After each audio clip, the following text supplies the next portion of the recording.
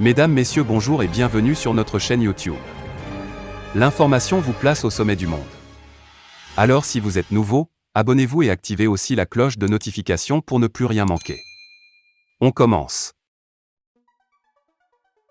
Eh bien, très chers auditeurs, du côté du Mali, alors que plusieurs dizaines de soldats ivoiriens ont débarqué au Mali en uniforme et lourdement armés et ont été immédiatement arrêtés par les forces maliennes à l'aéroport de Bamako, la hiérarchie militaire de Côte d'Ivoire a estimé ne pas avoir connaissance de la présence de ces éléments du côté du Mali.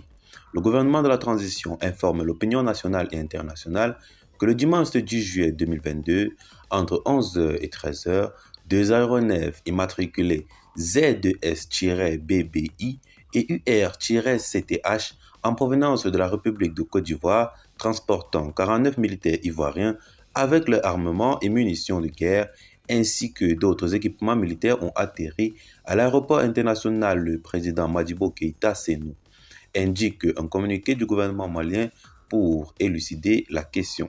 Grâce au professionnalisme des forces de défense et de sécurité maliennes, il a été établi que les 49 militaires ivoiriens se trouvaient illégalement sur le territoire national du Mali. Par conséquent, ils ont été immédiatement interpellés et leurs armements, munitions et équipements ont été saisis, poursuit le gouvernement, avant de révéler que ces soldats ivoiriens étaient en réalité au Mali en tant que mercenaires et non pour une mission officielle. Ces militaires, dont une trentaine des forces spéciales, étaient en possession d'armes et de munitions de guerre sans ordre de mission ni autorisation. La profession réelle des militaires était pour la plupart dissimulée.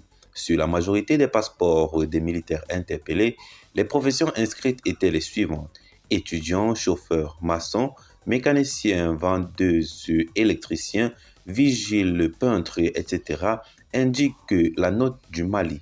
Pour en savoir davantage, des responsables des forces de défense et de sécurité maliennes ont contacté immédiatement leurs homologues ivoiriens.